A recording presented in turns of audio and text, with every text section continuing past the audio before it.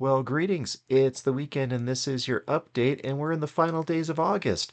I can't believe we've been in school already a week and a half. I always think of school not starting until September, but things are different here in Colorado than they were in Massachusetts, and marching band is going on, football is going on. And for those of you who've been asking if you're late in getting your instrument, you're pretty close to it. We're starting to run out of some stuff. We got more things coming in, so call the store if you got any questions about that. But one of the things that we're not out of is the pencil holder. This is something that when we were doing inventory back in December, I was reacquainted with and realized that we should tell more people about it. And back when I was in school, Mr. Lasdow, my band director, always called it our professional pencil and made sure that we always had it. Well, with one of these, you always will. Check out this short that I made. What the heck is it? A pencil holder. Clips onto your pencil like that, clamps onto your trumpet like that, or your horn, or even your trombone. Get yours at Boomer Music Company.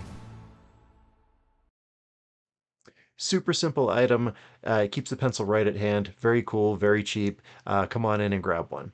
Then over on the Drums West Instagram page, again, I'm trying to explore deeper into what Peter's had going on over there, and he did a one-handed Timbao rhythm. Unfortunately, I don't have the video clip for that, but if you want to follow that QR code, that'll take you to it. Super cool stuff. Very, very useful. If you know Peter, you know he knows his stuff. And check that out. If you got any questions about anything that you see over there on the Drums West YouTube channel or on the Drums West Instagram page, drop us a line. Peter would be happy to help you out with that. But check it out. One-handed timbal. Very, very cool. Then over on Maple Leaf Strings, they're friends of ours that make string instruments.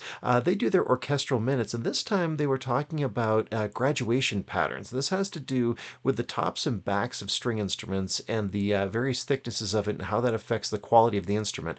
Check out that short. You're going to learn some stuff because I know I sure did. Tune in! It's an orchestral minute. This is the inside of a Maple Leaf Strings violin. As exterior aesthetics advance, you can assume the interior construction does too. Graduation patterns are the range of thickness of the top and the back of an instrument, and they're what really shape the sound. Typically, the thinnest areas of an instrument will be in these four areas, and the thickest will be in the middle. We find that the thinnest areas are only 2.8 millimeters thick. That's almost 3 credit cards thick. And the thickest area is 3.7 millimeters. That's just under 4 credit cards. So, how do you know if an instrument is actually worth more? Because its aesthetic quality and tonal characteristics. As exterior aesthetics advance, you can assume the interior construction does too.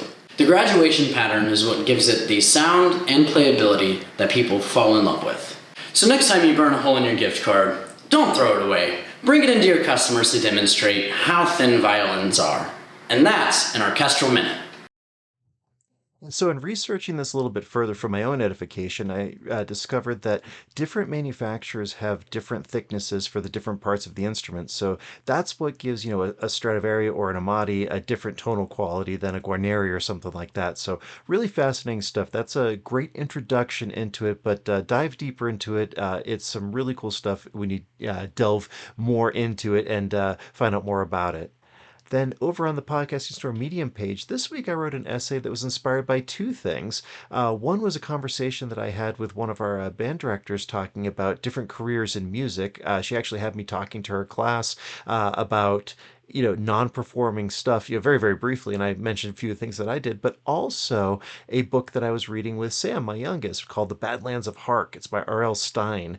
Yes, that R.L. Stine. And it's a choose your own adventure style book. And it just got me reflecting on all the different choices that I've made for professional stuff, jobs that I've done, places that I've been, things that I've done, and how each one has led to the next one. And with each new choice, it opens up different ones but closes off others. And I will spoil the ending on this one.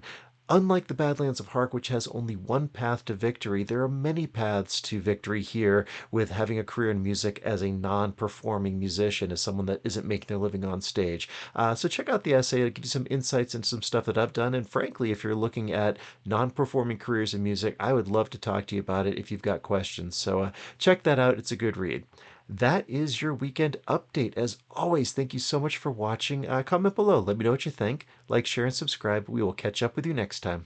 If you enjoyed the weekend update, do me a favor and follow us on social media, subscribe to our YouTube channels, or visit our websites. This is Drew with Boomer Music Company and thepodcastingstore.com. Thanks for listening.